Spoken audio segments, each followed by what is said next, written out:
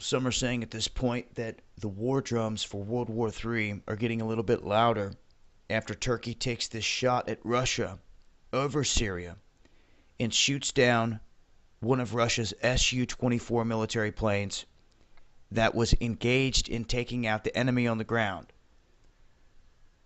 So, at this point, we have no clue who they were really shooting at. What we do know is that Turkey is claiming that since there was an incident back in 2012, they changed the rules of engagement, and that Russia should have known this. And Russia says they did nothing in no way, shape, or form to threaten Turkey. They were simply headed toward the border to do a turnaround and come back, and they were trying to get in an area where they could do it safely. This is what they're saying. And Turkey shot it down. They said they came within 2.5 miles of the border. They warned the Russian aircraft to turn around 10 times, stating that it did not, and they shot it down. So this has pretty much ticked off Vladimir Putin, who says that it is a stab in the back by those that are supporting terrorists. So others are saying, well, Turkey might as well just raise the flag of ISIS at this point. I hope people have been paying attention where this all started to begin with. Who was connected to this to begin with? ISIS launched from not only the foothills of Jordan, but from Turkey into Syria. And without that, this would have never, ever happened the way that it did. Turkey is very strategic in all this. It's not spoken about a whole lot in the mainstream media. The history, the mystery of our history that lies in Turkey is alone very interesting. But their influence here on the world stage with these other countries is just as interesting. You have Saudi Arabia, the West, the alphabet gangs working with this influence that they've created in this area to try to achieve their agenda. And like I've said before many times, when you see all this fighting going back and forth, what's caught in the middle is nothing but genocide. Now you can see how close they were to the border here, and I'm going to leave some links so you guys can check out some of the footage. There is 2 or 3 different video clips here. As you can see, this guy's getting a piece of weaponry ready, and what they're claiming is that they shot this helicopter on the ground and blew it up. This was a helicopter that was forced to make an emergency landing after it took some fire. It was trying to recover the pilot from the downed aircraft. When this thing parked on the ground, apparently they popped off a shot from it. And you can see the whole thing right here. This guy loads it up, gets it ready, gets the whole thing going, locks in, launches one. They show a helicopter sitting there. I don't know who else it could have been.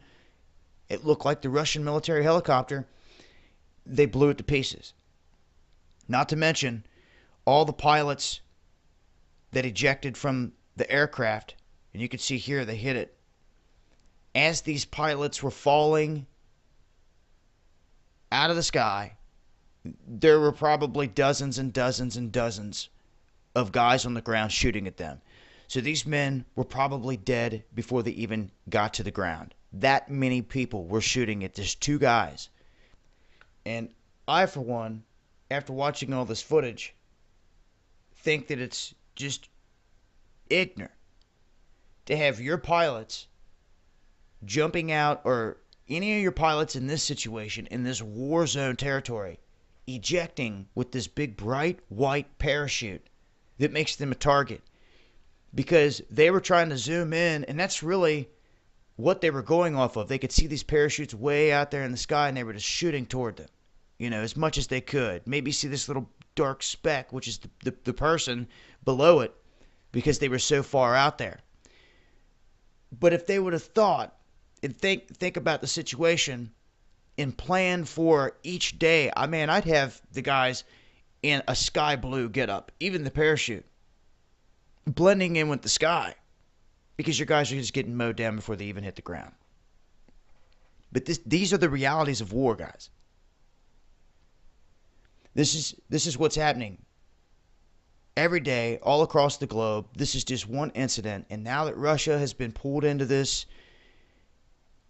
thoroughly, I mean, they've been drugged all the way down into Syria where they've got troops on the ground and they're conducting airstrikes, and now for the first time they have one of their aircraft shot down, guys gunned down in the air, and then the helicopter that came to try to rescue them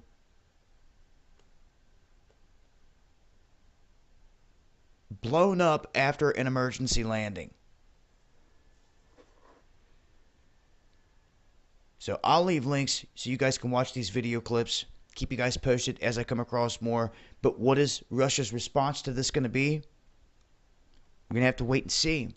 If they want to confront Turkey, there's going to be some lines drawn in the sand here at this point. And it definitely shows that Turkey and Russia are not on a friendly relationship when you have events like this going down, that their militaries obviously are not seeing eye to eye and standing shoulder to shoulder. They obviously have their weapons pointed at one another in this instance, and no real communication there. So it shows what side of the fence Turkey's on and who they're being used by, and it has the whole time. And it was bound to happen and come down to this. So this is rather interesting. Like I said, make sure you check out these video clips. And until next time, this has been Dabu7. Peace.